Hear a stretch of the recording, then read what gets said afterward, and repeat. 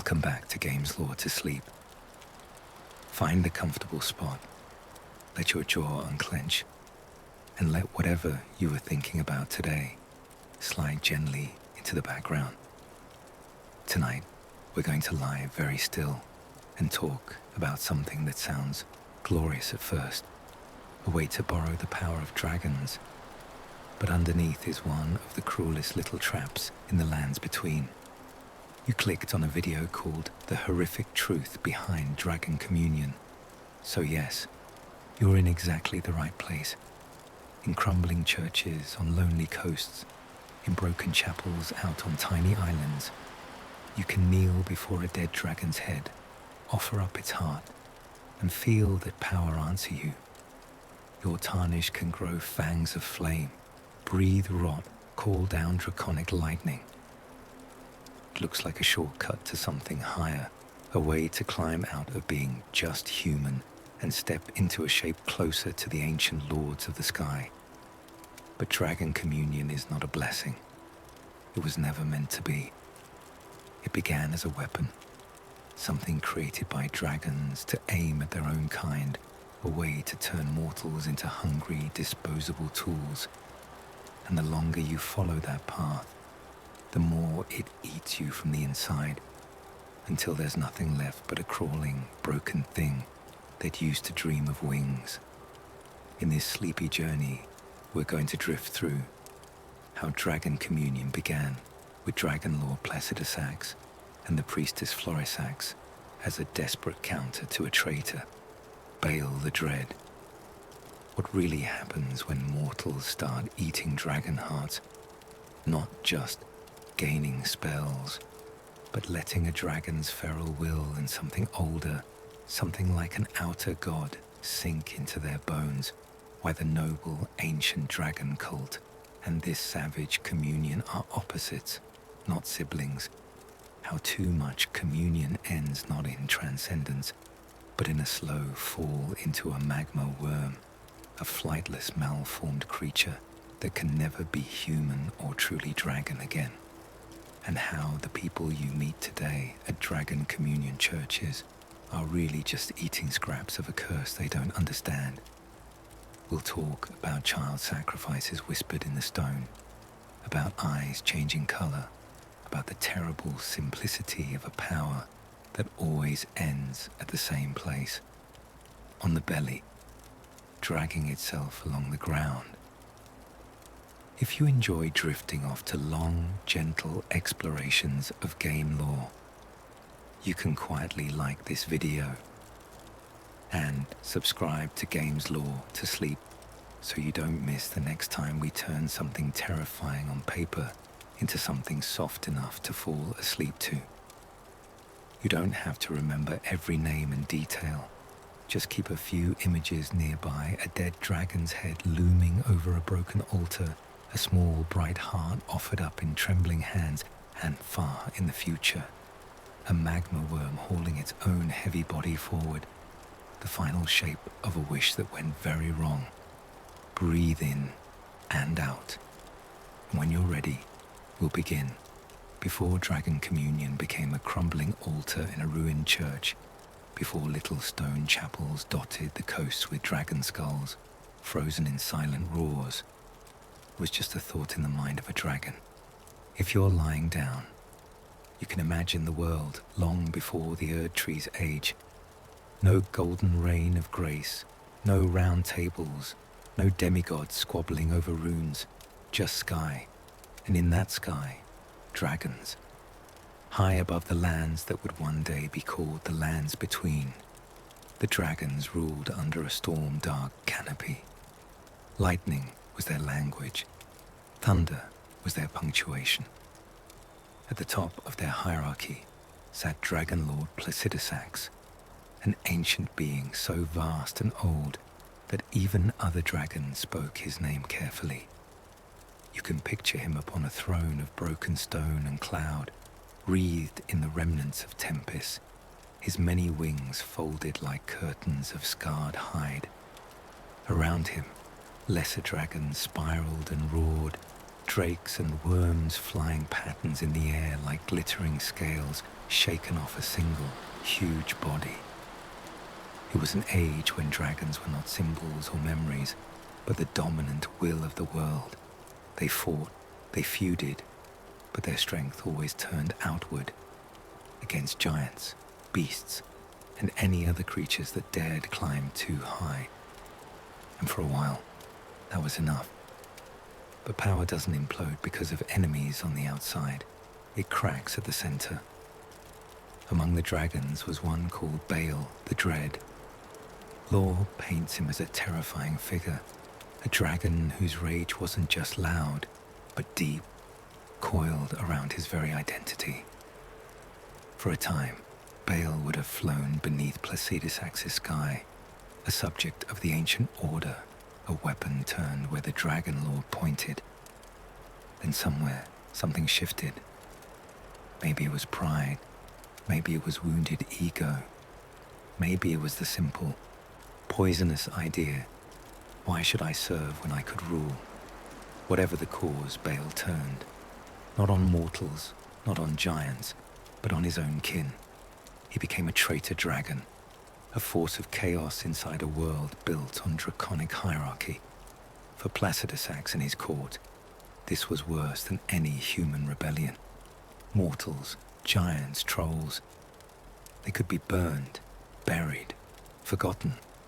But a dragon strong enough to tear into other dragons, one who knew how they thought, how they fought, how they used their lightning and flame, that was a blade already inside the body. Baal, the Dread, didn't rebel alone.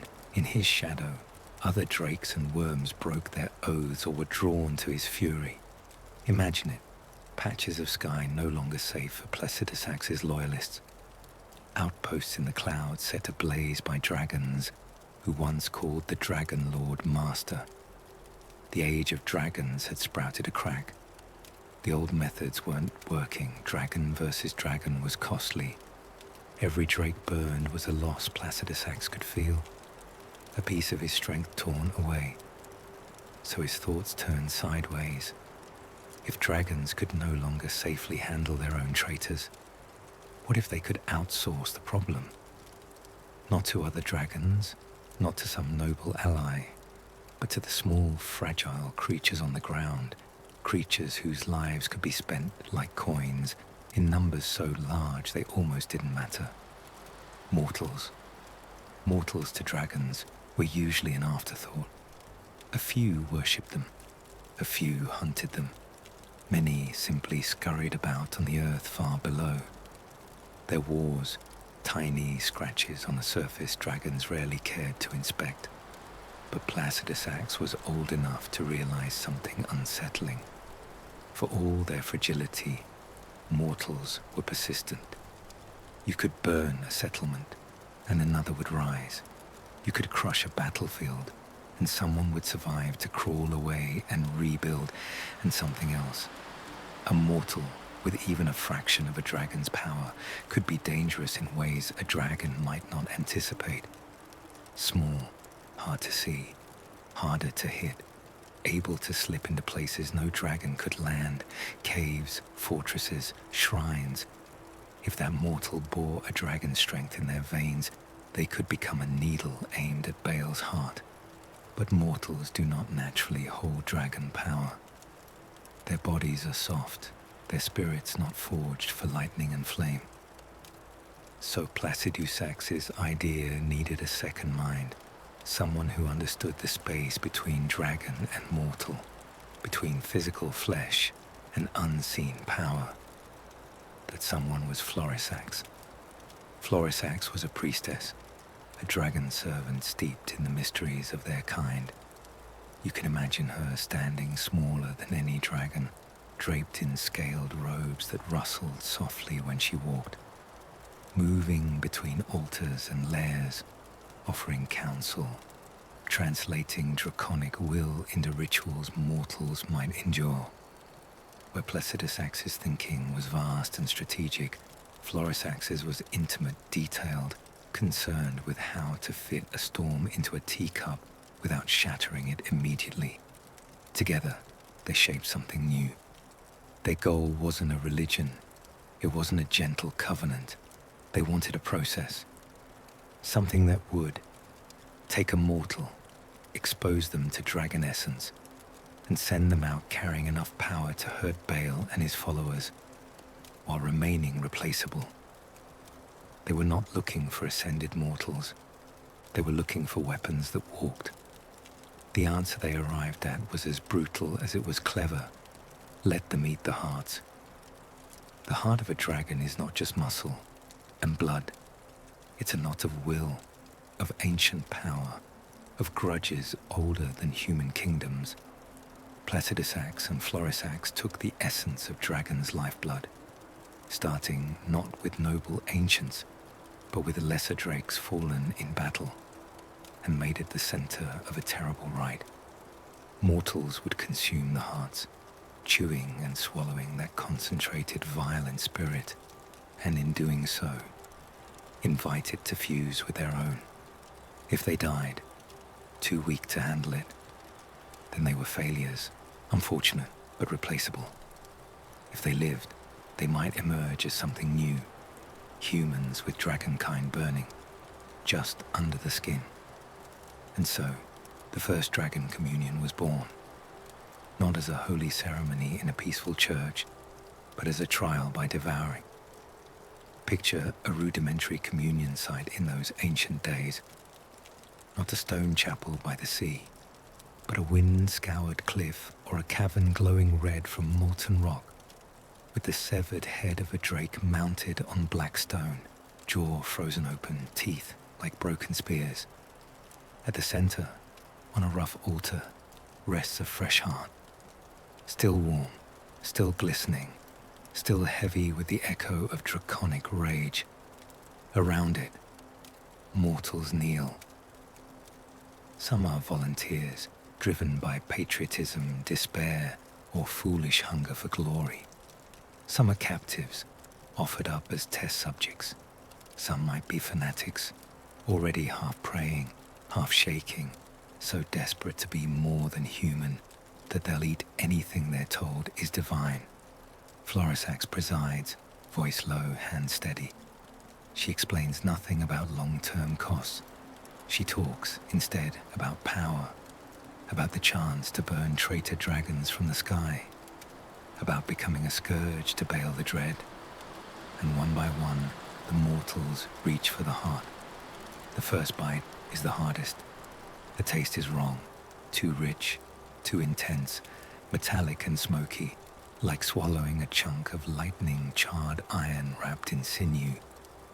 But as it slides down, something else happens.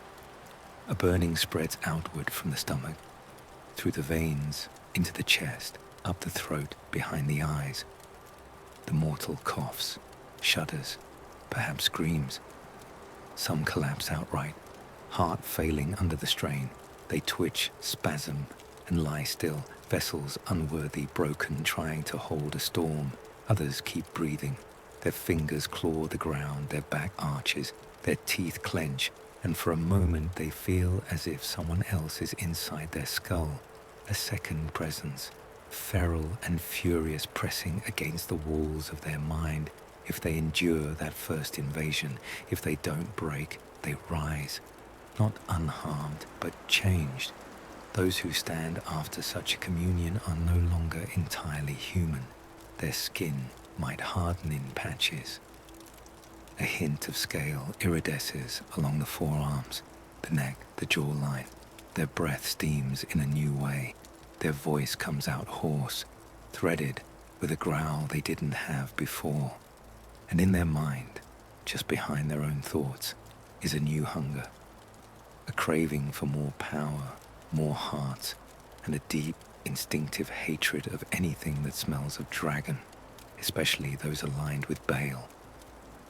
They have become exactly what Placidusax and Florisax wanted, dragon-tainted hunters, driven by a borrowed, weaponized hunger. Not trusted, not respected, but useful. This is where it's crucial to understand the line between dragon communion and the ancient dragon cult. you later encounter in the lands between. The ancient dragon cult arises much later among humans who revere the old dragons. They learn to call down dragon lightning. They etch draconic shapes into armor. They pursue closeness to dragons through study and worship. It's a relationship based on imitation and awe, flawed, perhaps, but seeking harmony.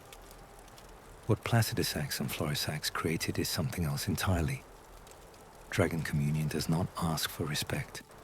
It asks for a meal. The mortal doesn't stand at the foot of a dragon and say, "Teach me." They kneel at a stone altar and say, "Let me eat you." In the eyes of more reverent dragon worshippers, this later becomes known as a perversion, a savage, desperate method born in an age of internal war, a feast of scraps, not a path to true kinship. For the dragons of Placidusax's time, though, nuance doesn't matter. They have a traitor to fight. They have drakes to burn. Mortals who survive communion are unleashed like hounds. You can imagine them charging into battle. Armor scorched, eyes burning with alien fury, mouths opening to belch gouts of fire, rot, or searing breath. Their bodies not fully built for it, but forcing it out anyway. They hurl themselves at Baal's followers, driven by their own will and by that draconic presence tangled in their souls. Behind them, dragons watch. If a human dies, another can be made. If they go mad too soon, at least they die doing damage. Dragon communion at this stage is not a ladder to heaven. It's a furnace that turns mortals into burning projectiles. As you rest here, you can let the scene slow down in your mind. A line of mortals, kneeling in a cavern lit red by magma. Florisax's voice, calm and measured. The wet sound of a heart being torn from a dragon's chest and placed on stone. One by one, they eat. Some fall and never rise. Some rise twisted and strange, far above in storms no human will ever see. Placidusax feels the faint echoes of new half-dragon things taking shape on the ground below, and judges the experiment a success. No one, not yet, is thinking about what will happen to those half-dragons when the war is over. No one is wondering what kind of life you can truly live once a dragon's hunger has dug its claws into your heart. That is the horror waiting at the end of this path, and it begins here, with a dragon's heart between human teeth. Now that we've seen how dragon communion began, as a weapon born from Placidusax and Florisax, aimed at Baal the Dread and his traitor drakes, let's lie back a little deeper and slip inside the life of someone who actually takes that power. Not from the outside, watching experiments succeed or fail, but from inside a single mortal body that said yes to the heart and now has to live with what that means. If your eyes are getting heavy, you don't need to remember every name or detail. Just let this feel like sinking slowly into someone else's memories. The way it feels when the first bite is over and the dragon doesn't quite let go. Imagine a warrior in those early days of communion. They weren't born special. They weren't chosen by grace. They were just stubborn. Maybe they'd lost family to Baal's raids. Maybe they were hungry for glory. Maybe they were simply tired of being small in a world of gigantic monsters. Whatever the reason, when the chance came, they knelt. They opened their mouth. They bit into the dragon's heart. We left them in chapter 1 at the moment of survival, trembling, half sick, but still breathing, with something burning in their veins that wasn't there before. Now, we follow them into the days after. The first changes are loud, heat. They wake from uneasy sleep drenched in sweat. Even when the air is cool, their chest feels heavy, as if a coal has been lodged behind their ribs and refuses to go out. They cough, and for a moment their breath steams in the air with a faint, unnatural glow to it, not quite fire, but not human either. Their comrades stare, some with envy, some with fear. The priests tell them it's normal. The body must adjust, Florisax might say, voice steady, as if this is just a fever and not the consequence of swallowing a dragon's wrath. When the warrior lifts their hands, they notice something else.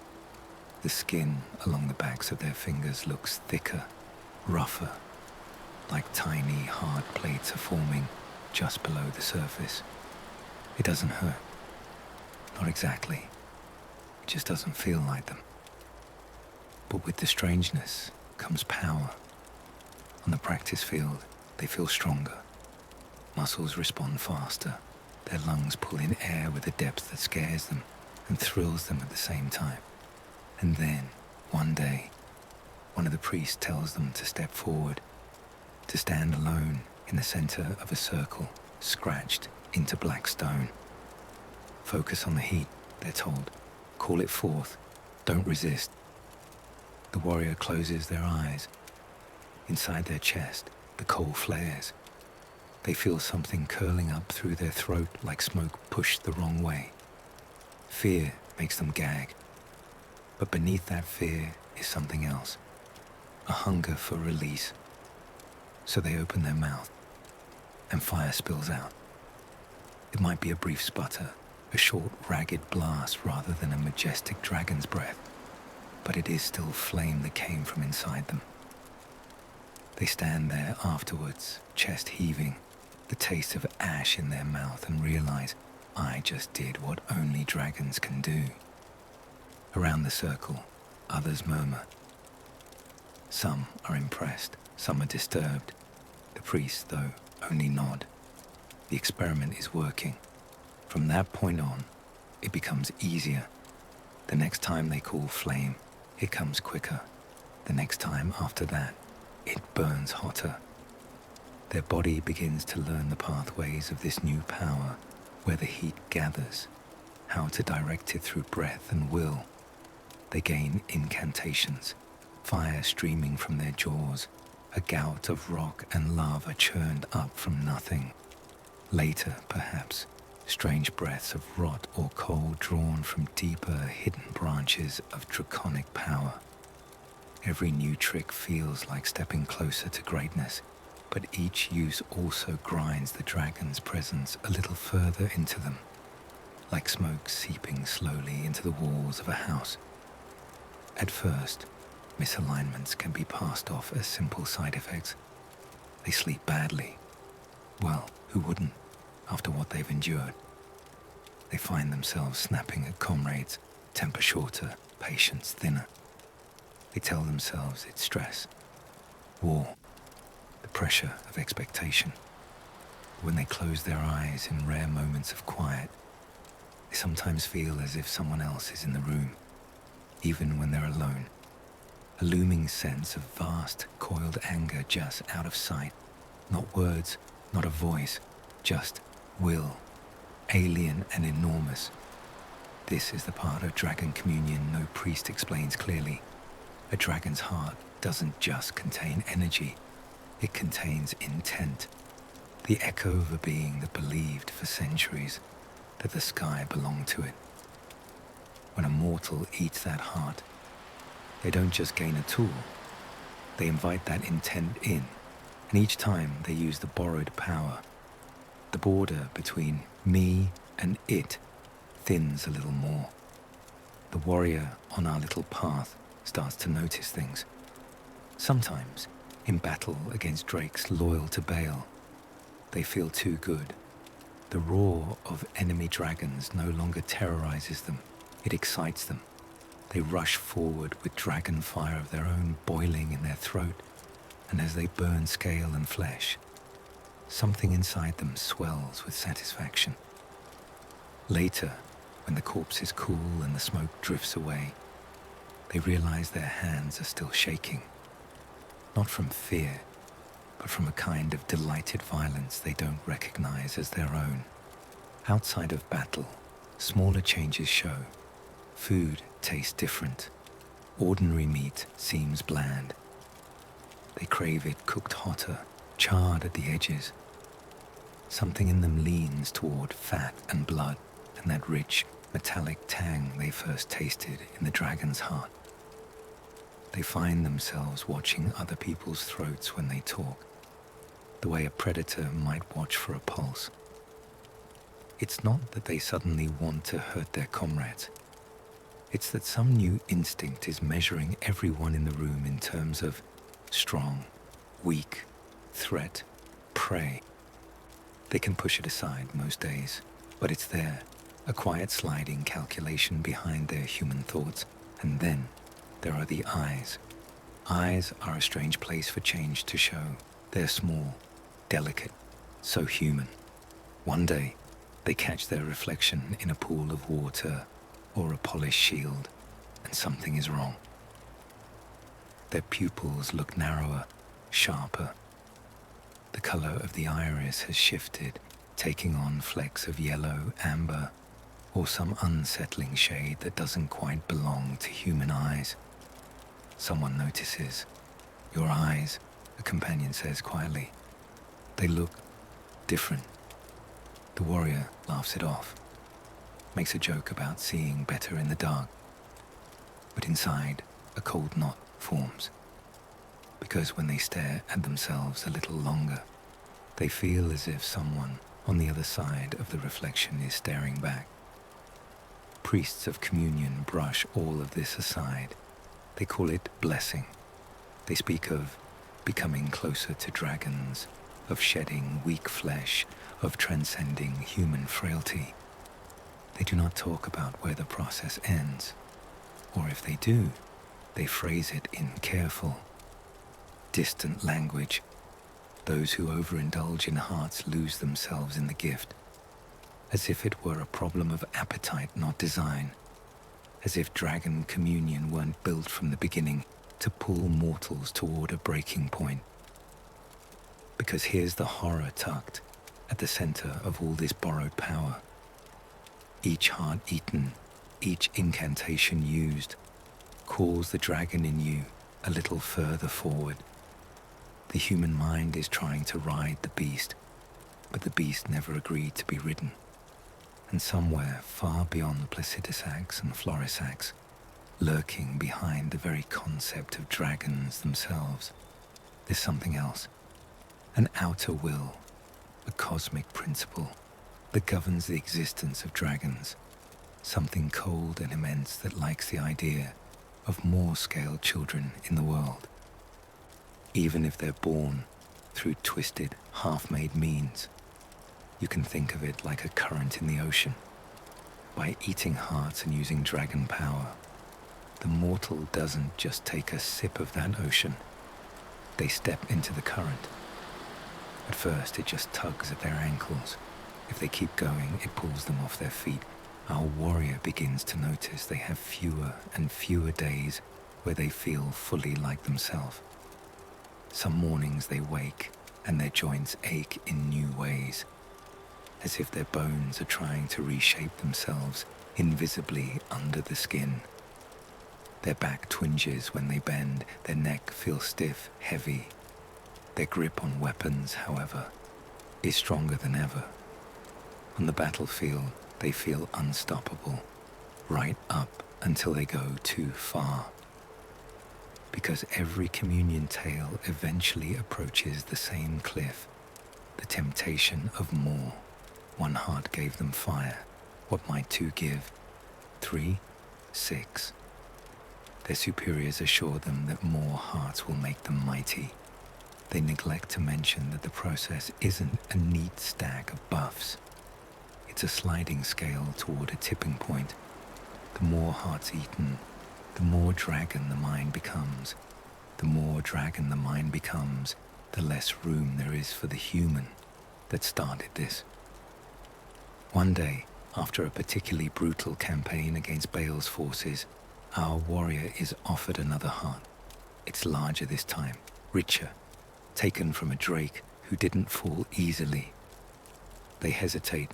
They remember the taste, the burning, the way their thoughts haven't felt quite right for months. They also remember how good it feels to roar flame onto an enemy, to stand in front of dragonfire and not flinch. They think of comrades who died ordinary deaths, small and quick. They think of being more than that. They eat. This time, the change is worse. Their spine feels like it's on fire. They claw at the ground, gasping, and when they stagger upright, after what feels like hours, their silhouette is slightly wrong. The shoulders sit differently. The neck juts forward a fraction too much. They can still speak. They can still think. But laughter comes out harsher, thicker, and when they try to sleep, they dream of crawling through lava, their limbs too heavy for wings they can't quite remember having. They aren't a magma worm yet. But the road that leads there is beginning to show itself, dark and inevitable, paved in hearts. As you lie here, you can imagine their life narrowing over time. Fewer conversations about anything but battle, less interest in ordinary food, more time spent staring into fires, lost in thoughts that feel more like growls. Around them, people start to talk in low voices. He's strong, someone says, but have you seen the way he looks at the communion altar now? She's unstoppable, another whispers, but sometimes when she breathes out, the air shimmers, and I swear I hear another voice behind hers. The priests wave it away. Weapons don't need to be comfortable, they say, only sharp. We followed one of the early dragon communers through the first heart, the first fire, the slow creep of scales under the skin, and a new hunger whispering at the edge of thought. Now, we're going to stay with them long enough to see what happens when there's no turning back, when the borrowed power stops being borrowed, and the dragon you swallowed finally decides to swallow you. If you're getting sleepy, you don't have to cling to every image. Just drift along with the feeling of someone slowly slipping out of their own shape, falling, not from a cliff, but down inside their own body. By the time a commoner has eaten several hearts, there's no mistaking them for ordinary human anymore. The signs are everywhere. Their skin has changed, not all at once, not in a neat pattern, but in creeping patches. Thick, pebbled plates climbing up the back of the neck, along the shoulders, down the spine. Places where a knife point simply skitters off, as if it had hit stone. Places where heat hardly registers at all. What used to be sweat is different now too. When they stand near the fire, their skin doesn't glisten the same way. The warmth just sinks in, comforting, like slipping into a familiar bath. To everyone else, the air is hot and choking. To them, it feels like being finally at the right temperature. Inside, their bones are changing shape, even if no one can see it yet. There's an ache deep in the long bones of the arms and legs, as if they're quietly thickening, reinforcing themselves for a weight the body doesn't actually carry yet. The spine protests when they bend or twist too far, not with the sharp pain of injury, but with a stubborn stiffness, like a tree trunk trying to remember how to be a sapling.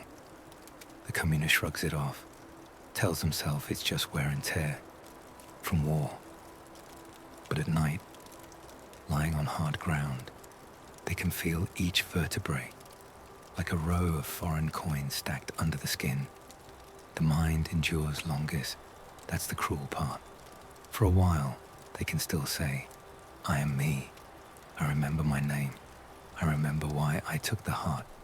I can still hold a sword and choose who to aim my fire at. But layered over that is something more and more insistent. Spikes of instinct that don't match the situation. The urge to roar instead of speak when they're angry. The urge to bite where once they would punch. The urge to coil and crouch rather than stand tall when they feel threatened. they begin to dream differently too. Gone are the old human dreams of family, childhood places, faces in crowds. Now their dreams are full of weight and heat, lying half submerged in molten rock, perfectly at ease, heaving their body forward in a long, dragging slither, staring down at tiny scrambling shapes that smell like prey. Sometimes, in the dream, they remember wings, the pressure of air under them, the joy of cutting through clouds. But when they wake and reach for that memory, it crumbles, leaving behind only the ache in their back and the pull of gravity. The priests, watching all this, call it progress. They speak in quiet, reverent tones about approaching true draconic form, about stepping beyond human limitation. They do not mention that dragons were born for the sky, and that whatever their mortals become will never fly. They do not say that when the body finally finishes its slow, painful reshaping, it will be too heavy, too wrong to leave the ground. To them, the commoners are tools. A tool that destroys itself isn't a tragedy. It's just a cost. There comes a point in every overindulgent communer's life when the body stops pretending. Maybe it happens after one more heart, a heart bigger than the rest, the core of a particularly mighty drake. Maybe it happens without a clear trigger, just a slow accumulation of dragon will inside a fragile frame. Either way, it begins with heat. Not the manageable warmth they've grown used to, but a furnace-level blaze that starts in the gut and surges outward. They double over, clawing at their own chest, convinced for a moment that their ribs will simply split. Their comrades rush forward, then hesitate. This has happened before, in smaller ways. New hearts always bring a kind of crisis. But this feels different. The air around the commoner wavers, as if over a kiln. Breath hisses between their teeth, each exhalation hotter than the last. When they fall, they don't fall neatly. They twist. Bones crack. Not in the sharp, localized way of a broken arm, but in a deep, grinding way, like tree roots forcing stone apart. The commoner's arms curl in on themselves, hands clenching, fingers digging furrows into the ground. Their legs kick and jerk, then begin to bend backward at angles no human joints were designed to allow. Beneath the skin, muscles knot and slide, slipping into new positions. You can imagine the sheer noise of it, a chorus of pops, crunches, a wet, horrible stretching echoing off cavern walls or down the length of a dragon church nave. If anyone tries to help, they're driven back by the heat. The body is becoming its own small volcano. The face goes last. For a long, agonizing stretch of moments, their features remain almost familiar. Eyes wide, looking around in panic, mouth half open, trying to form words, names, pleas, curses, but the jaw is lengthening, teeth are thickening, broadening into something better suited for crushing stone than speaking. The nose flattens, merging into a new heavy muzzle. The skull shifts, weight drawing forward, neck muscles bulging and straining to hold the new shape up. And within those eyes, as long as they exist, you might still see it, a flicker of self, the person they were, trapped in a collapsing house. Then slowly, even that flicker is smothered under a curtain of molten rage. When the transformation finally slows, the thing that remains is no longer a person. It is a magma worm, huge, scaled, mountainously heavy.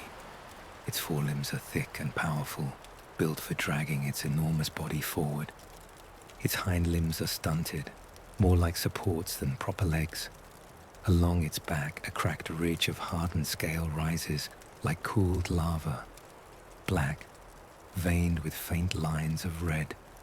Its mouth drools, not saliva, but glowing spittle. half-liquid rock that sizzles when it hits the ground. Where a dragon's form is commanding and balanced, the magma worm is wrong. Too earthbound for the sky it remembers, too warped for human tools and homes. It is a creature designed by accident, born out of too much dragon in the wrong container. Inside that new skull, the mind has changed. There may be, in some deep-rooted corner, echoes of memory, a battlefield, a face, a name, but those echoes are like voices underwater, faint, distorted, easily drowned out by the roaring flood of simpler impulses. The magma worm feels hunger, territorial rage, irritation at anything that touches its hoard or lair, the constant molten ache of a body that is always too hot. It drags itself back and forth across stone, leaving scorched footprints and glowing scars in the ground.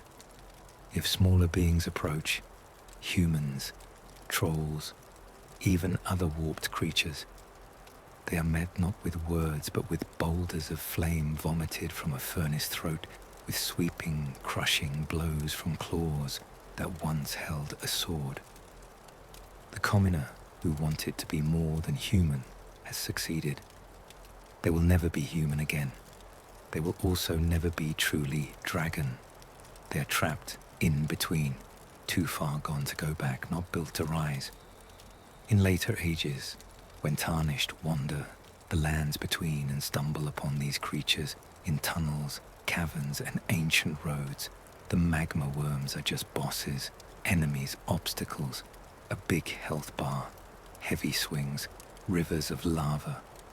But behind each one is a lineage of horror, someone who once knelt at a communion altar, or a troll whose hulking body was forced through the same twisted rite, who kept asking for more, or was told they needed more, until their self crumbled under the weight of dragon will. Now they serve as guardians of places no one truly wants to visit, the living warnings of where communion ends. The places they linger tell their own story. Old dragon churches, their altars blackened, their carved stone melted and refrozen. Cavern sanctuaries where the ceiling drips with cooled magma instead of holy water. There are whispers, half buried in item descriptions and scattered lore, that some of these churches weren't just places where warriors ate hearts. They were sites of darker offerings, where small, frightened lives were fed to dead dragons, children given up on the promise of protection or power or favor. Whether every tale is true or not, the stones remember what was poured out on them, and the magma worm sleeping in the depths of such a place is like the last expression of all that violence, a single, sprawling shape that embodies the greed of mortals who wanted dragon strength, the callousness of dragons who used them, and the long, quiet cruelty of a process that always knew it would end here. The modern practitioners you meet at dragon communion churches don't see this. They stand before shriveled dragon heads on windy islands, offer hearts reverently, accept new incantations with shining eyes. They think they are honoring dragons. They think they are stepping into a grand, ancient covenant. They don't know they're reenacting a military experiment, that the rites they follow were born from dragons arming pawns against other dragons, and that the path they walk leads, if taken too far, not to divinity, but to a long, hot crawl in a body that can't forget how it failed to fly. As you lie here, you can imagine one such worm in a quiet moment between battles, deep underground, the rock around it warm from its very presence. Its eyes, slitted and molten, stare at nothing. It breathes slowly, lava drooling from its jaws in lazy, glowing strings. For just a heartbeat, something flickers behind those eyes. An image of standing upright in worn armor, of gripping a sword hilt, of looking up at a dragon in awe, or anger, or both. Then the ache of the body comes crashing back, and the worm shifts, drags itself forward a little, carving a fresh groove in the blackened floor. The memory sinks, the hunger stays. We've watched dragon communion born as a weapon in ancient dragon wars, then followed a communer all the way down into the ruin of a magma worm. Now we'll drift forward in time, away from Placidusax's stormed throne and Baal's betrayal, into the quieter age you actually play in, the lands between as the tarnished know them, where dragon communion survives not as a grand strategy, but as a half-remembered ritual clung to by a handful of devotees who have no idea what they're really repeating.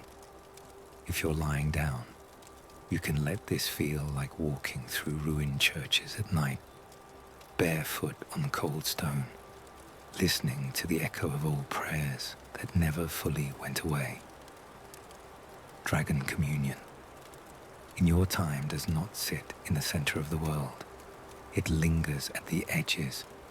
On a wave-beaten island off Limgrave's coast, you find a church, roof broken, walls crumbling, the sea wind whistling through shattered windows. Inside, there's no priest, no congregation, just a massive, gnarled dragon head turned to stone, jaw frozen wide in a perpetual, silent roar. Its eye sockets are hollow, its teeth blunt with age, chipped, worn, and in front of it, a little altar. On that altar, someone has been piling hearts, not fresh, not bleeding, hard grey lumps of flesh that only dragons can truly name, but which the faithful call simply offerings. This isn't the only one. Far north in Khalid's red skies and sickly swamps, another dragon communion church waits, perched on a cliff like a picked clean bone. If you walk its aisles, you can almost see how it once was. Rows of kneeling figures, eyes bright with feverish devotion, dragon heads above them like grotesque saints. Now only the stone remains. You and a hollow voice whispering from the past are all that's left. The people who built these churches were not pure ancient dragon cultists. They weren't the noble knights who learned golden lightning in respectful awe of aging dragons. They were something more, desperate. They inherited fragments of Placidusax's old weaponized ritual without the context of the war that birthed it. They knew that eating dragon hearts brings power, dragon heads make potent symbols, and something inhuman listens when you kneel in places soaked in dragon death. They didn't know this practice came from dragons, arming mortals against dragons. They thought they were stepping closer to draconic divinity. Whispers cling to these churches. There are hints in descriptions and scattered lines that some of them went further than simply feeding hearts to adults. Somewhere along the path from Placidusax's experiment to the broken sanctuaries you find now, someone decided that if a grown warrior could swallow dragon will, a child, softer, more impressionable, might be an even more perfect vessel.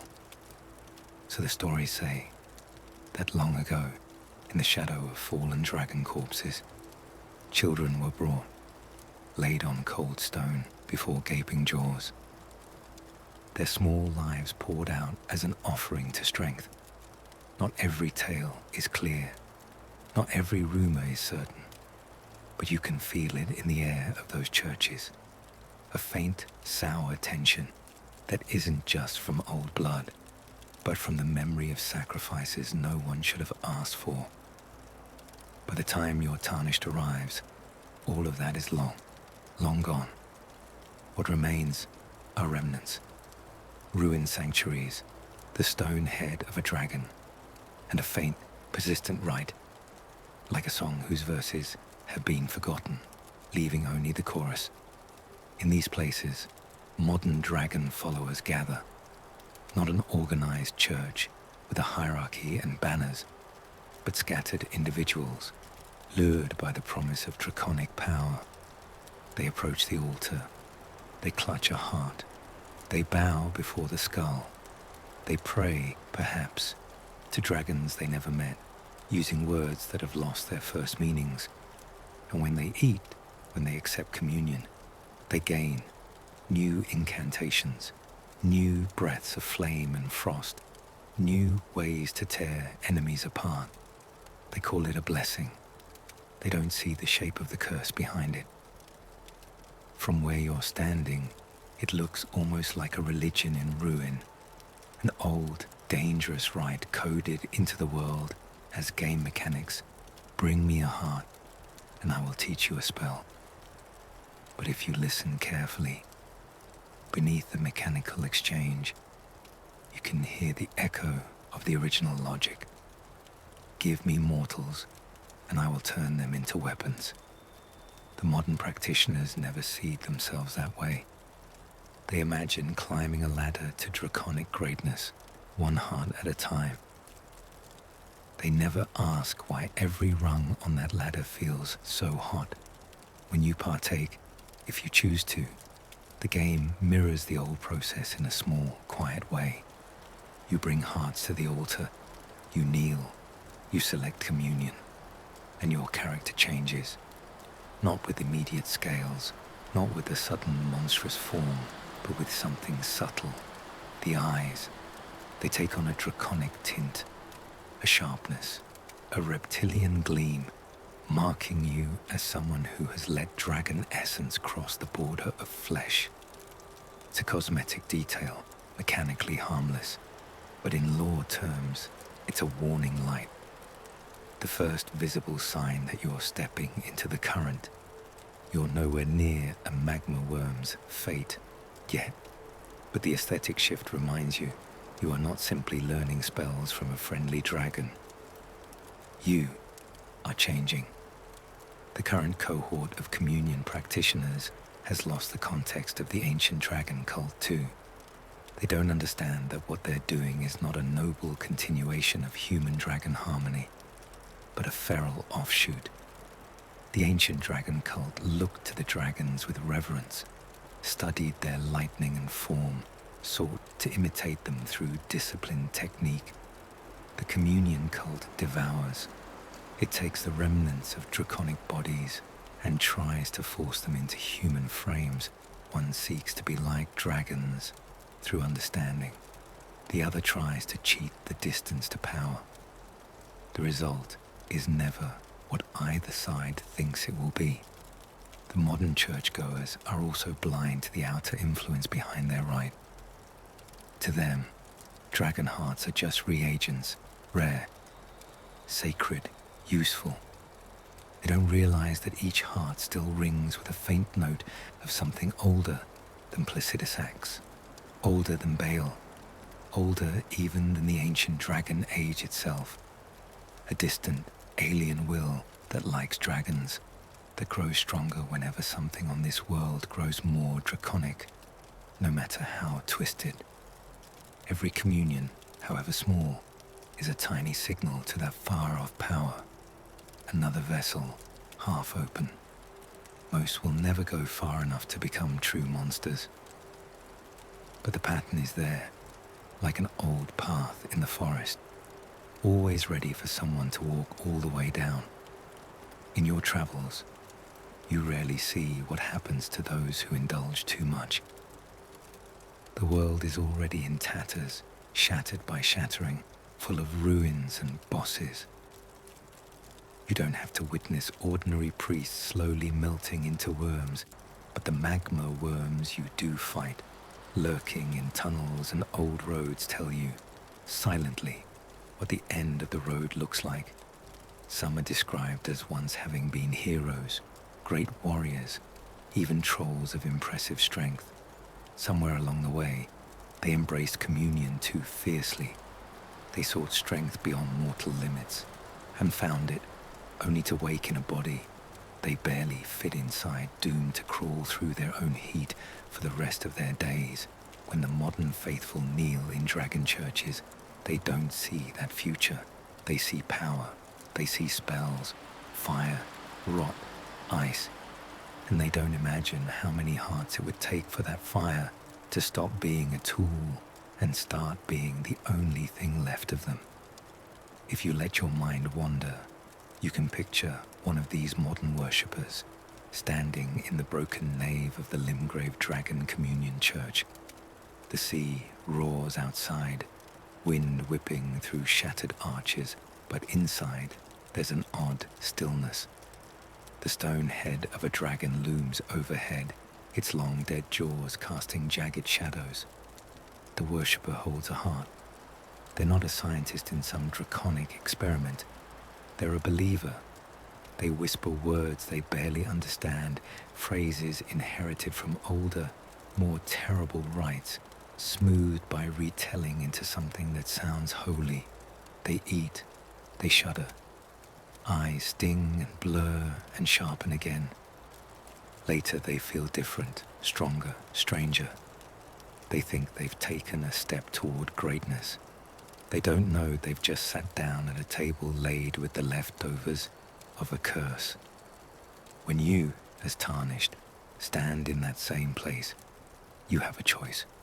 You can walk away, leaving the hearts untouched, the dragon head silent, keeping your body and eyes fully your own.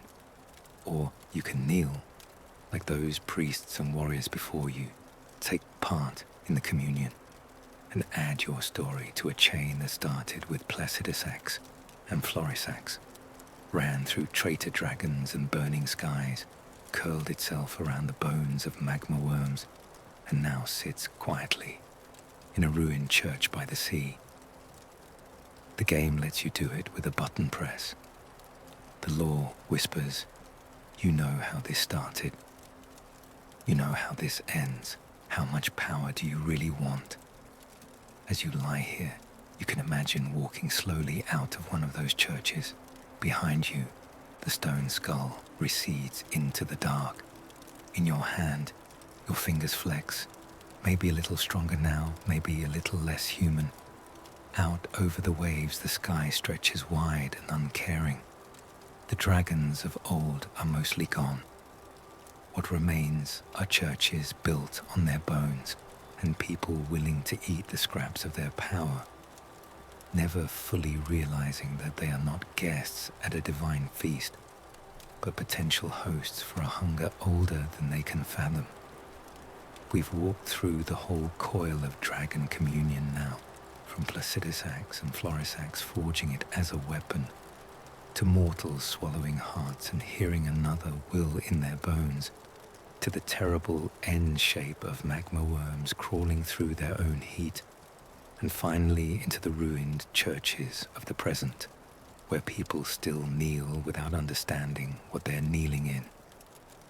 Now, let's lie very still and look at what all of this really means, not just as a cool bit of game lore, not just as a convenient way to get stronger spells, but as a story about power, the kind that feels like a shortcut, and the quiet horror that comes attached to every shortcut in the lands between. If your eyes are heavy, you don't need to hold on to every sentence.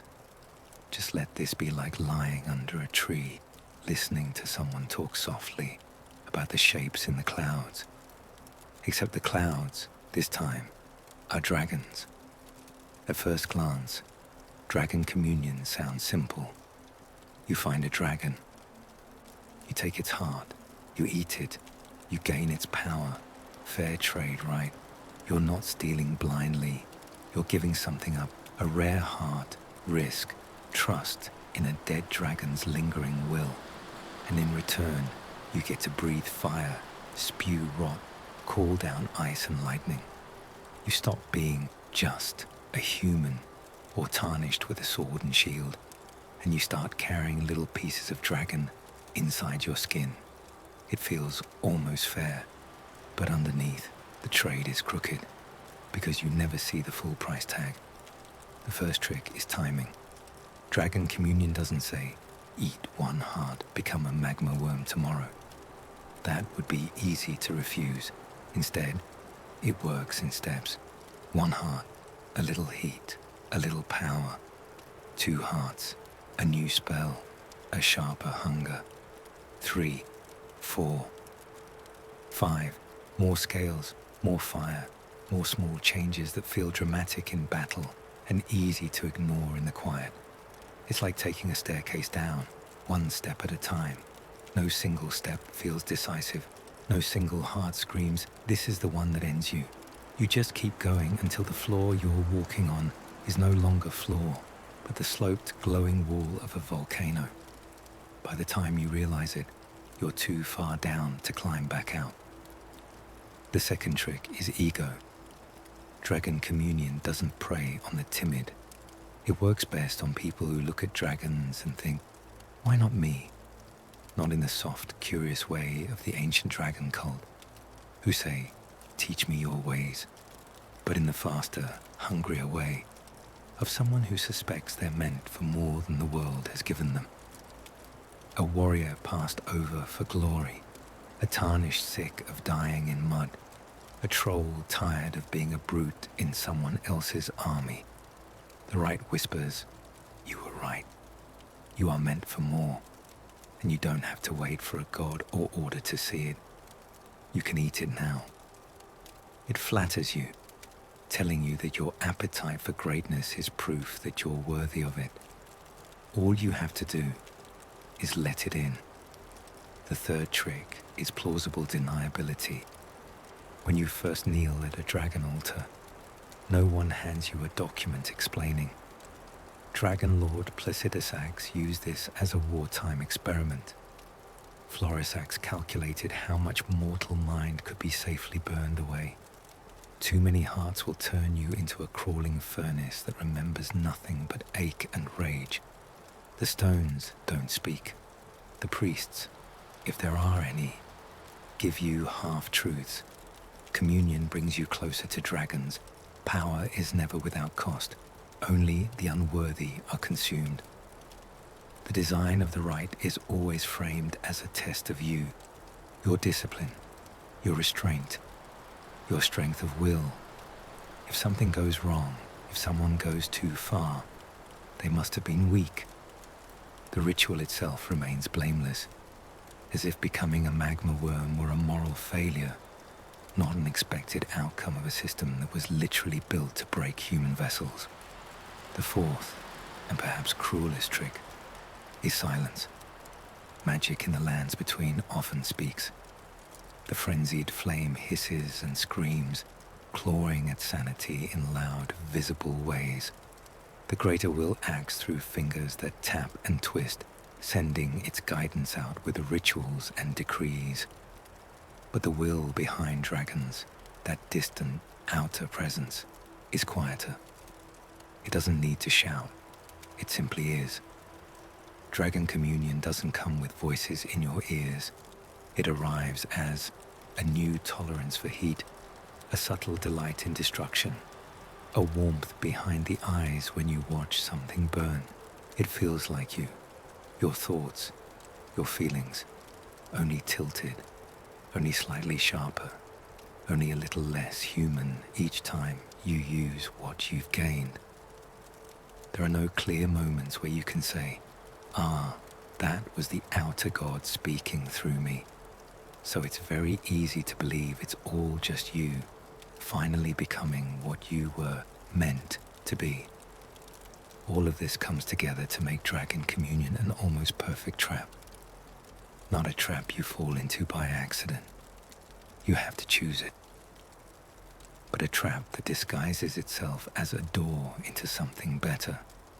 And Elden Ring's world is full of doors like that. The Golden Order offers clean, radiant law, as long as you accept that some beings must be buried or erased to keep it shining. The frenzied flame offers an end to suffering by ending everything that can suffer. Rykard offers freedom from gods by devouring yourself into a giant, endless serpent. Dragon Communion's version is simple. You can have a dragon's power without being born a dragon. All you have to do is let a dragon live inside you.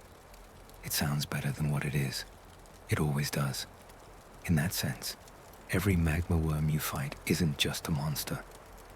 It's a story about what happens when a person's desire for strength outpaces their understanding of what strength costs.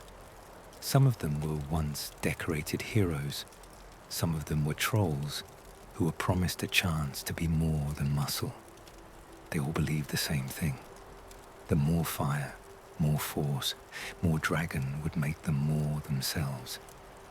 Instead, it pulled them further and further away from who they started as, until the self part became a thin, crisp layer clinging to a core of molten rage. The final form of dragon communion isn't a glorious dragon cutting through the sky. It's something that can't get off its belly, a creature whose body remembers that it almost had wings, and whose mind no longer knows what wings are. This is the horrific truth the title of your video points to.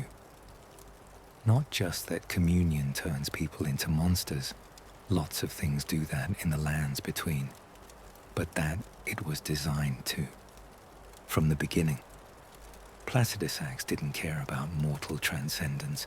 Florisax didn't carve altars so that humans could become noble dragon kin. They wanted ammunition, burning, biting ammunition that could be loosed against Baal the Dread and discarded when it broke.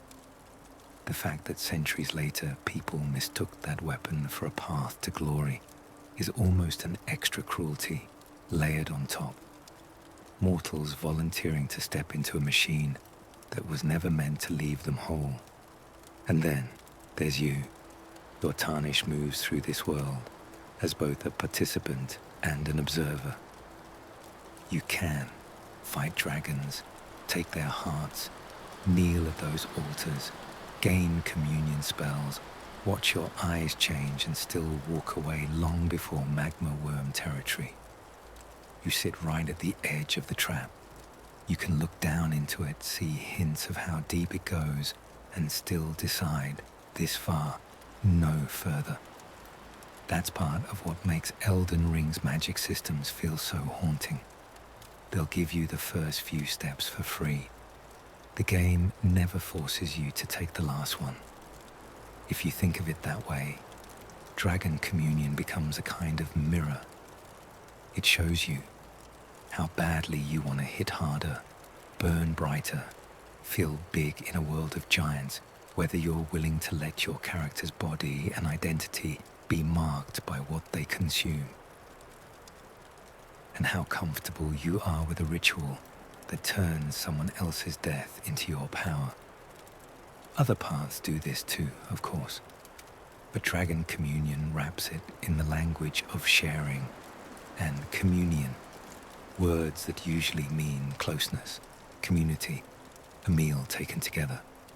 Here, communion really means I eat, you are eaten.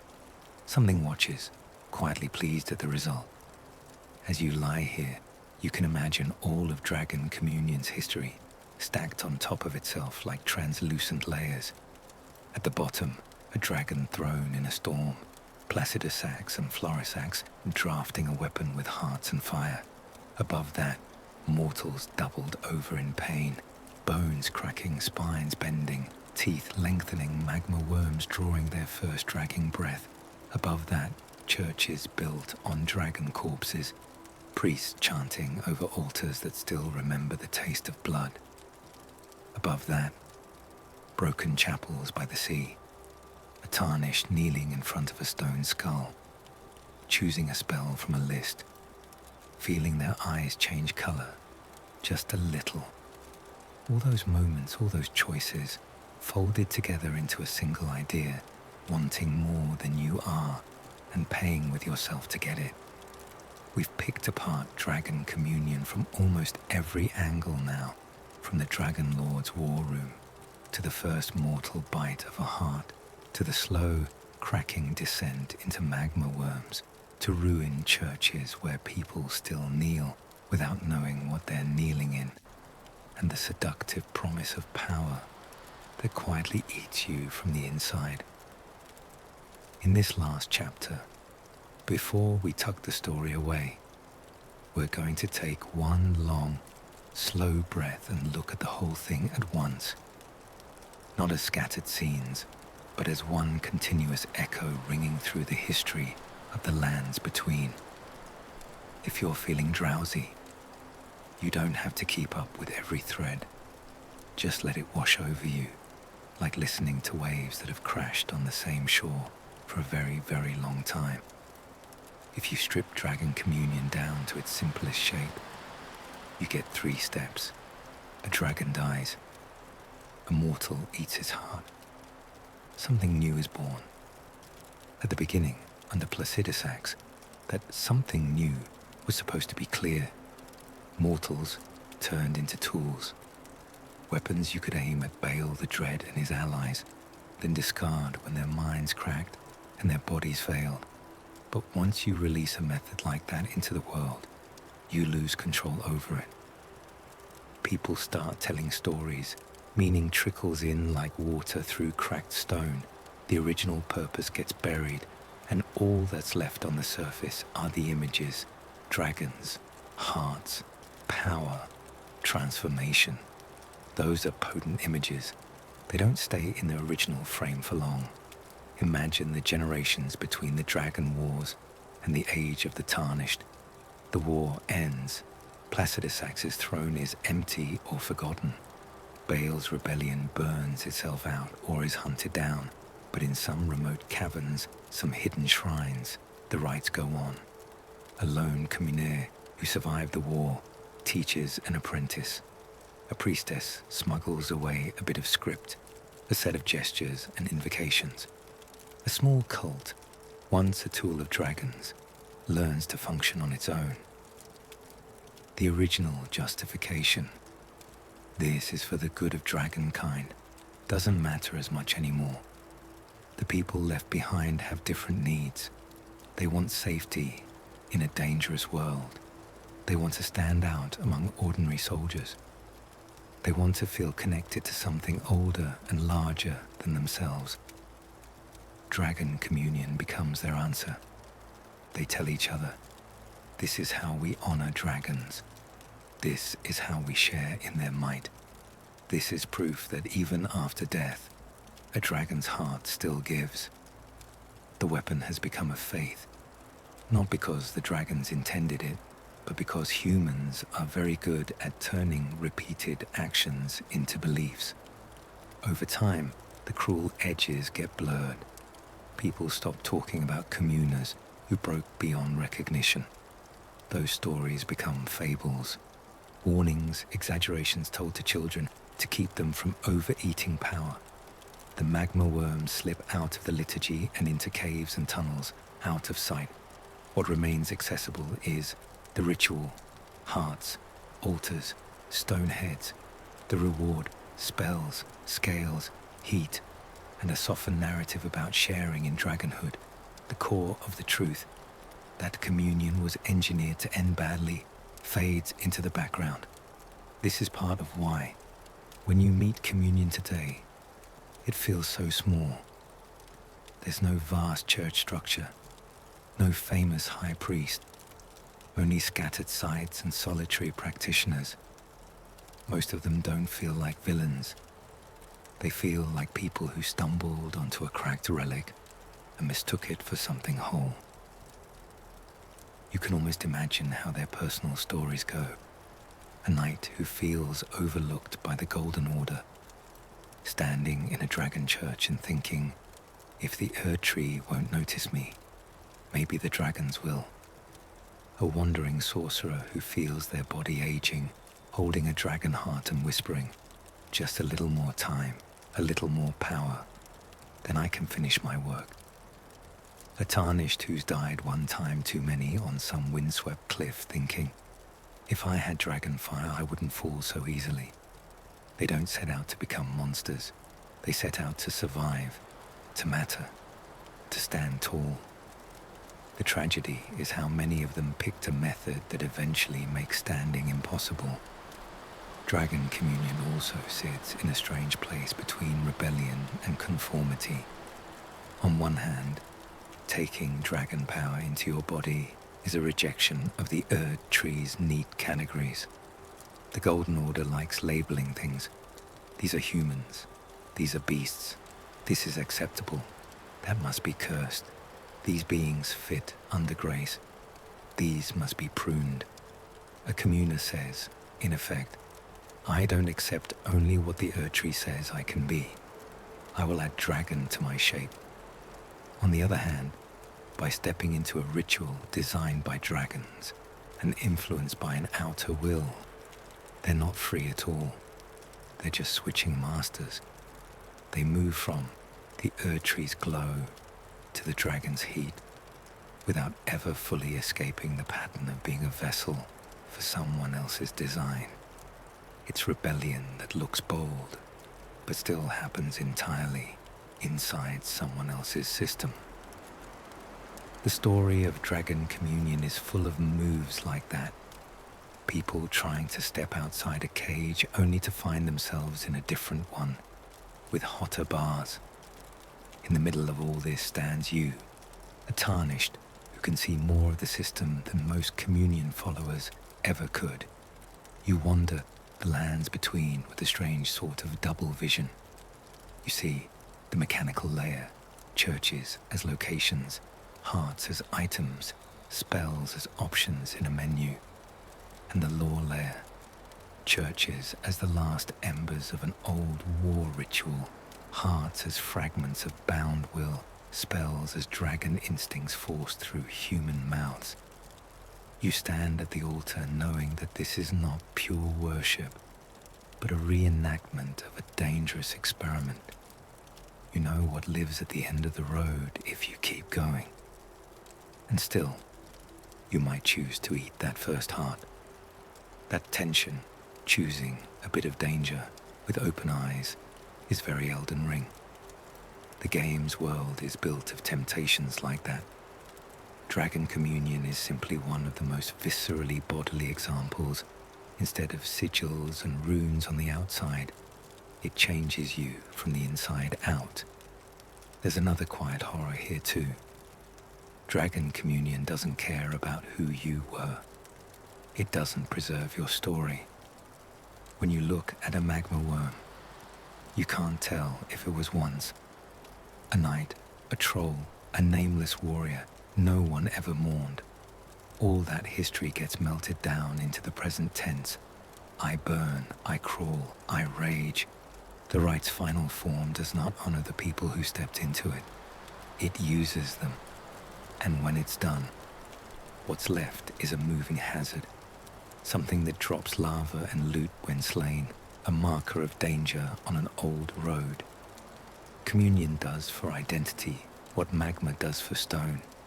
It takes everything that made it distinct and melts it into something hot and heavy and remarkably similar to every other chunk of cooled lava.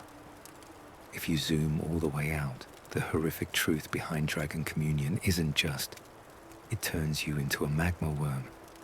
It takes a complex, unique life and grinds it down until all that's left is a function in someone else's story. First, you function as a weapon in a dragon war. Later, you function as a cautionary boss in a tarnished's journey. Your thoughts, your fears, your dreams, those don't survive. The only thing that persists is the fact that at some point, you said yes to a heart. That's why the modern cult's ignorance is so quietly tragic. They don't know what they're imitating. They think they're reaching up to dragons, not slotting themselves into another old, grinding mechanism. They think, I am becoming more myself by adding dragon to my being. The truth the story keeps whispering is closer to. The dragon in you will never be content to be an add-on. It will always reach for more room. And if you let it, it will take everything. As you lie here now, you can let all the images we've gathered drift together in your mind. Placidusax in stormy skies, thinking of mortals as disposable arrows. Florisax holding out a dripping heart to a kneeling warrior who has no idea what's really at stake. A commoner, waking in the night, sweating, feeling a second presence pacing the inside of their skull. Bones cracking, limbs thickening, a body reconfigured into something that can crawl but never soar. A magma worm coiled in the dark, lava drooling from its jaws, flickers of old memory buried under endless heat. Ruined churches on sea cliffs, dragon heads frozen in stone, hearts stacked on altars like offerings at a feast no one remembers the menu for. A modern practitioner whispering a prayer to a dead dragon, swallowing power they can't begin to understand. You're tarnished, eyes shifting just a little, standing between all of it, deciding how much of themselves they're willing to trade for the ability to breathe fire. Dragon Communion, in the end, isn't just a horror story about dragons and humans. It's a quiet, relentless parable about power that promises to make you more, but only knows how to replace you. There are many paths like that in the lands between. This one just happens to leave scales. And that brings us to the end of the horrific truth behind Dragon Communion. We've watched it go from a Dragon Lord's cold idea in a storm, to mortals kneeling over bleeding hearts, to bodies cracking and melting into magma worms that can only crawl, and then all the way forward to ruined churches on lonely cliffs, where people still kneel and eat the scraps of a weapon they think is a blessing.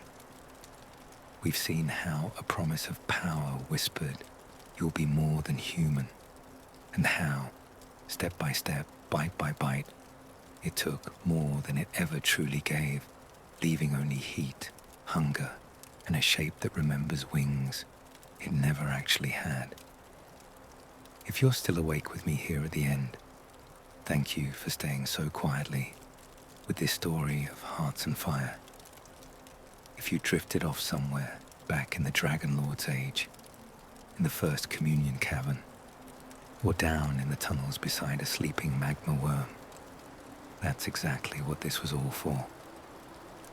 This is game's lore to sleep, where even the darkest corners of game worlds get turned into long, slow bedtime stories you can sink into until you forget to stay awake.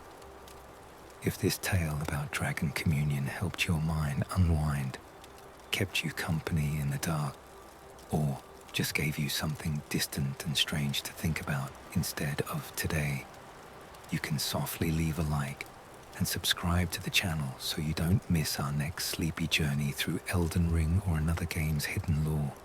For now, you can let the dragon churches crumble, let the stone skulls fade back into shadow, let the roar of ancient dragons turn into a faint murmur far beyond the horizon. Set down the weight of hearts and power and outer gods until there's nothing left but your breathing. Slow, steady, gentle. This was game's lore to sleep. Thank you for listening. Rest well, little tarnished. Good night.